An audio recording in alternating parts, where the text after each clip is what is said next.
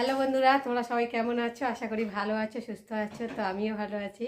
মৌসুমি official চ্যানেলে তোমাদের সবাইকে স্বাগত জানিয়ে আজকে চলে এলাম রান্না নিয়ে। তো দেখো আমার মা আজকে রান্না করবে। তো চিংড়ি মাছের মালাইকারি কিভাবে করবে সেটাই তোমাদের সাথে শেয়ার করব।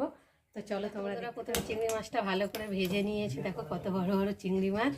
তো চলো, মা এখন এই যে কড়া বসিয়েছে, আর এখানটা এই যে নারকেলের দুধ বার করে নিয়েছে। এখন কড়া বসিয়েছে, কড়াটা গরম হতে তেল দিয়ে দিল, কড়াটা গরম হয়ে গেছে, তেলটা গরম হয়ে গেছে। আর এখন কালো জিরে আর পাঁচফোড়ন দিয়ে দেবে, আর দেবে কটা কাঁচা লঙ্কা, দিয়ে দেবে ভেজে রাখা চিংড়ি মাছগুলো।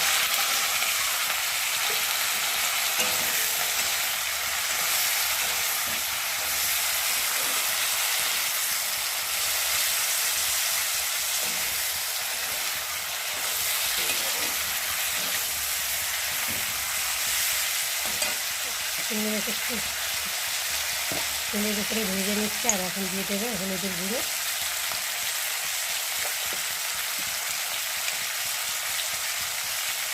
আর দেবে স্বাদ অনুযায়ী নুন, দিয়ে একটু ভালো করে ভেজে নেবে।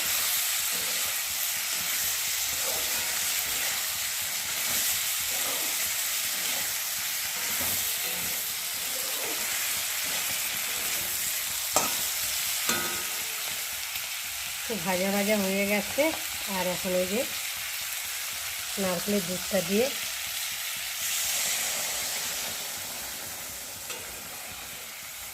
ভালো করে একটু নাড়াচাড়া দিয়ে একটু দুধ দিয়ে নারকেলে একটু ফুটিয়ে নেব।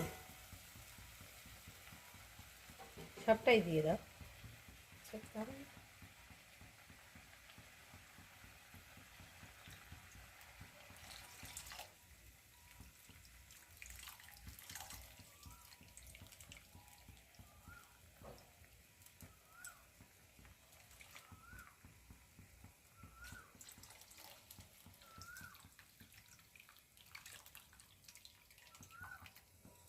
আগে ছেঁকে নিতে ভালো।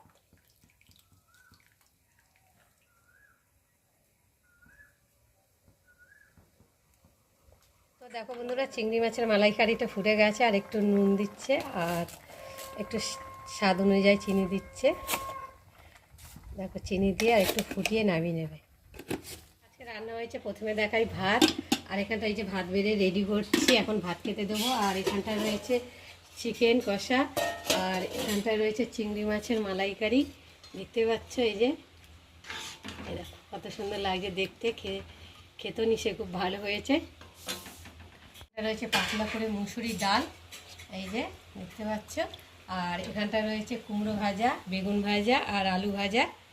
আর এখানটা রয়েছে এই যে নিম ফুল ভাজা, আর সব শেষে আছে চাটনি। আর এখানটা রয়েছে রসগোল্লা, আর এখানটা আছে দই। তো চলো এখন খেতে দিই। বন্ধুরা, তোমাদের সঙ্গে রান্নার শেয়ার করলাম, আর তোমাদের দাদাভাই এসছে, আর এখন এই যে খেতে দিয়েছে, আর তোমাদের দাদাভাই খাচ্ছে। কী দিয়ে খাচ্ছে বলো? তো অনেক কিছু তৈরি হয়েছে, অনেক কিছু আছে।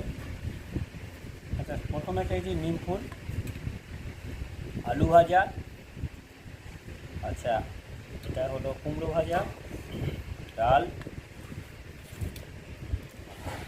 এটা হলো চিংড়ি মাছের মালাইকারি, আর মাংস, চাটনি।